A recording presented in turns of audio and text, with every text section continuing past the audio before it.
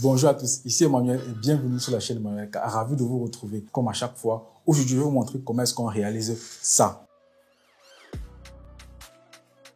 Si tu es un monteur vidéo et que tu es toujours à la recherche de nouveaux éléments pour toujours rendre ton travail dynamique et intéressant, alors sache que tu es sur la bonne chaîne. Moi, c'est Emmanuel que tu as réalisateur, monteur et youtubeur. Et sur cette chaîne, je partage avec toi plein d'astuces et conseils pour te permettre d'évoluer dans le monde de la vidéo et celui du clip en particulier. Alors, si ce genre de contenu t'intéresse, n'hésite pas à nous rejoindre tout en cliquant sur le bouton s'abonner et d'activer la cloche de notification car je mets régulièrement en ligne des contenus liés à cette thématique-ci. Et si tu veux encore aller beaucoup plus rapidement quand tu montes tes projets, alors je t'invite à visiter ma boutique en ligne où tu pourras retrouver tout ce dont tu as besoin pour faire passer ton montage à un niveau supérieur, notamment des transitions, des luttes, des effets, des animations de texte, bref, tout ce dont tu as besoin quand tu montes tes projets. Assez bavardé, on va passer directement sur Adobe Premiere pour pouvoir comment est-ce qu'on réalise ce magnifique effet-là. Let's go!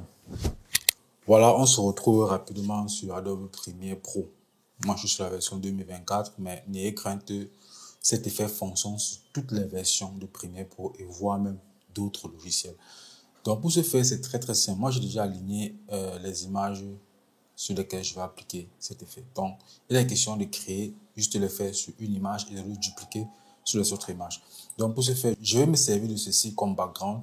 Et après, c'est ici que c'est à partir d'ici que je vais appliquer l'effet.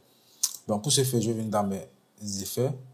Je cherche l'outil transformation. Une fois qu'on a ça, on va glisser, on dépose là.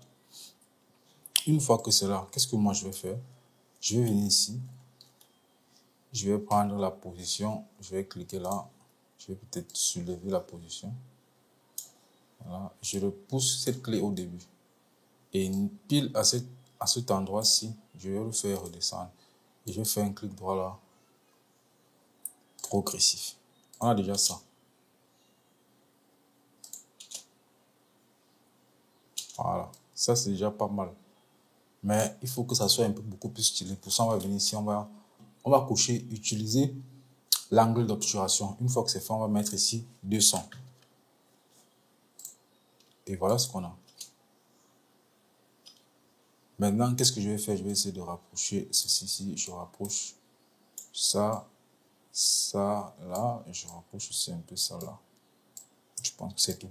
Maintenant, qu'est-ce que je vais faire? Je vais venir ici, je clique sur l'image où j'ai appliqué l'effet. Je descends là. Je vais fermer ça. Je vais copier cet élément-ci, CTRL-C. Je sélectionne toutes les images ici et je fais CTRL-V. Simple que ça. Et on a l'effet. Ici, ça traîne un peu parce que c'est un peu loin derrière. Donc, si on vient un peu là, si je veux prendre ceci, je le pousse là. Voilà. Voilà. On peut encore pousser légèrement ici. Voilà, c'est tout pour ce tutoriel les amis, amusez-vous. Voilà, c'est tout pour cette vidéo, j'espère vraiment que ça t'a plu, que ça va te permettre encore de mieux dynamiser tes projets de clips vidéo. Si c'est le cas, n'hésite pas de me le faire savoir dans les commentaires et surtout n'oublie pas de visiter ma boutique en ligne pour te procurer tout ce dont tu as besoin pour tes montages vidéo et ça va aussi permettre de me soutenir et de soutenir la chaîne. D'ici là, porte-toi très bien et à la semaine prochaine pour un nouvel épisode sur la chaîne. Ciao!